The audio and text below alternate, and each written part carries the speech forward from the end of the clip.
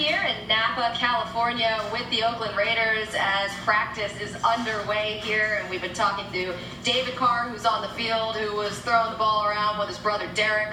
Talked a lot about the offense, guys, here with Jim Trotter and Michael Robinson, but we have to talk about this defense because last year, especially with that secondary, it was like interception watch. Yeah. I mean, for how many years?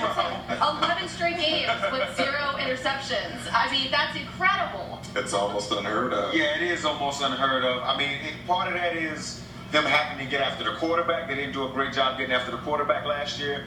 And part of that is just complementary football. When you're not running the ball well on offense, you get into a certain type of game where the other team can run the football and hold on to a lead. So I think this team in the back end, they got to get right.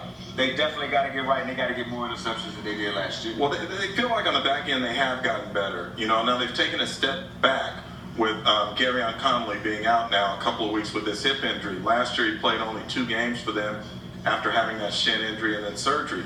So he's a guy that they want to get on the field. They feel they have some depth there now with Daryl Morey, who they brought in as a free agent. He's been playing well so far in camp, and on the other side with Rashawn Melvin, they like him a lot. But look, everyone knows that it's complementary football in terms of a pass rush and a secondary. And if these guys have to hold up because the pressure can't get there, it's an issue.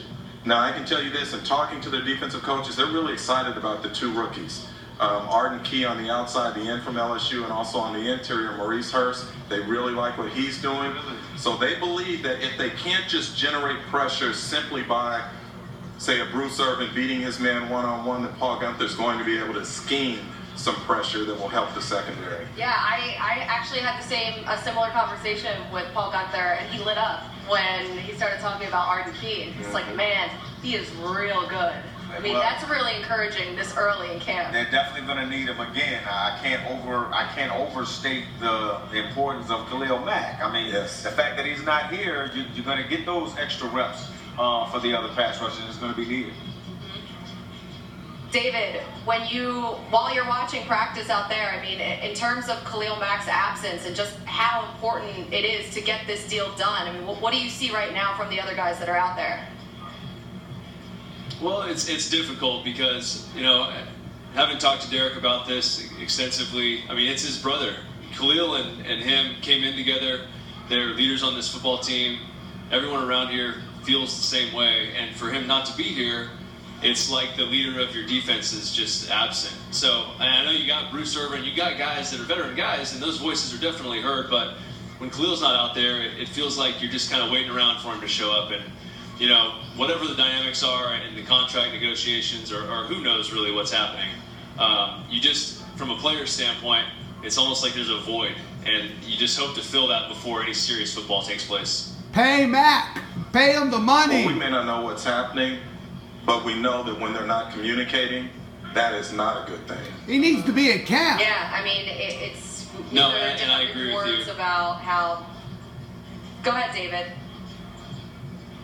Yeah, and I would say the same thing, and you're kind of getting that feeling from guys down here is not that hope is lost, but the communication isn't quite what you want. And in a situation like that, you'd want them to be working on it day in and day out, and you just don't get the feeling that that's happening. So it's almost to the point where something has to give, either one side or the other, and I just don't know if that's going to happen this early.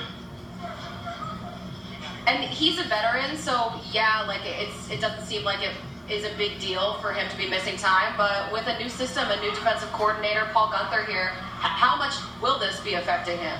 Well, I mean, obviously he's a pass rusher, and you know, when you got a guy that has a special talent in rushing the pass, I'm not saying that he doesn't have to be here. Obviously, you want to know the defense, but in a player's mind, there is some anxiety that starts to form. You're sitting at home.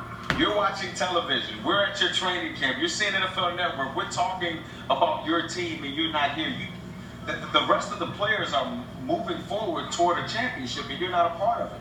There is some anxiety that sets in the players' heads. So I'm sure Khalil is watching. I'm sure Khalil is keeping up. But they got to find a way to get this guy into training camp because this cannot be it cannot live up to the potential without him being here. Look, we hear about, when it comes to